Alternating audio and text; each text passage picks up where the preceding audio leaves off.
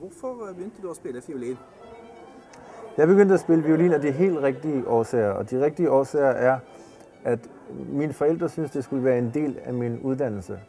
Som jeg skulle kunne noget om geografi og sprog og litteratur og filosofi, så var det en naturlig del. Og så skete det, at jeg begyndte at spille et instrument. Det blev violinen, temmelig tilfældigt. Og efter et halvt år, et år måske, så var det mig, som ville spille, og sidenhen har jeg aldrig ville stoppe.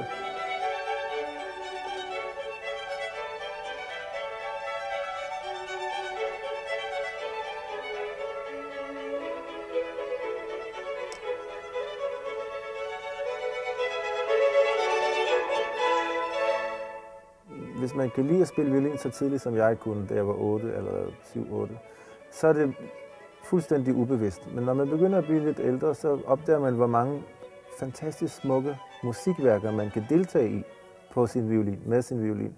Og så er det, som er drivvagten, så er det drivkraften. Det er måske ikke så meget mere violinen, som det var, da jeg var ung, men det er det, som jeg kan bruge violinen til. Alle de fantastiske musikstykker, som jeg kan spille.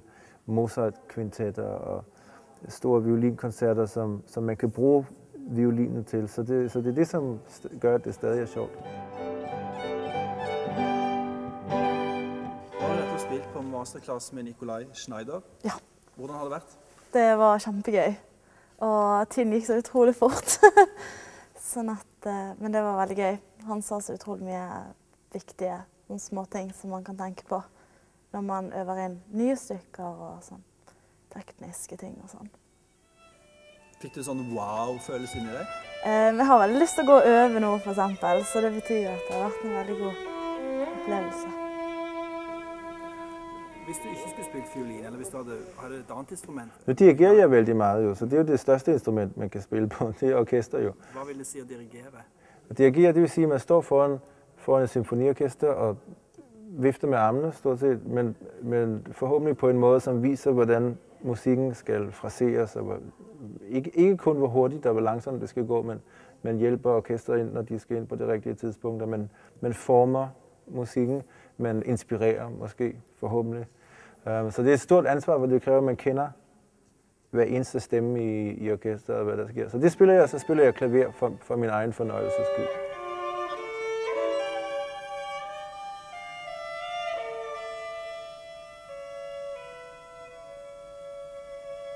Ja, det var veldig inspirerende, synes jeg. Og han tok tak i liksom små deler av da vi spilte, og vi fikk virkelig, han fikk virkelig frem hovedpunktene, sånn stilmessig og klanglig, så absolutt veldig morsomt. Man fikk veldig mye ut av liksom alle som spilte. Det var ikke bare når du spilte du lærte mye, man lærte mye hele tiden, synes jeg. Øver du mye? I dag øver jeg veldig koncentreret og veldig fokuseret. Da jeg var yngre, øvede jeg altid meget, og da jeg var 18, 19, 20, 21, der øvede jeg fantastisk meget. Der øvede jeg måske 7, 8, 9 timer om dagen. Men det gør så, at jeg fik et godt fundament. Og i dag behøver jeg ikke øve så meget, men når jeg øver, så skal det være virkelig målrettet. Så måden, jeg øver på, har ændret sig meget, og mængden af tid, som jeg behøver for at opnå de samme resultater, har ændret sig.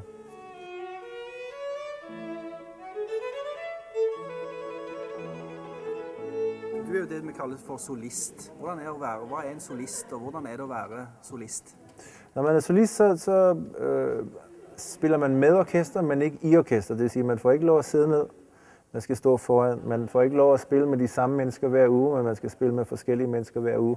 Så det er et andet job. Selvfølgelig vi bruger det samme instrument, men det er en helt anden, hvad skal man sige, profession.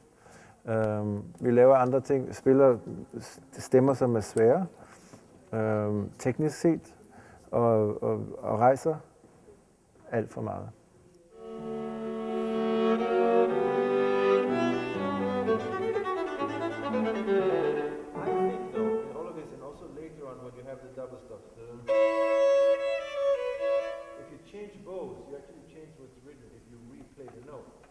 Hvad slags fiolin har du?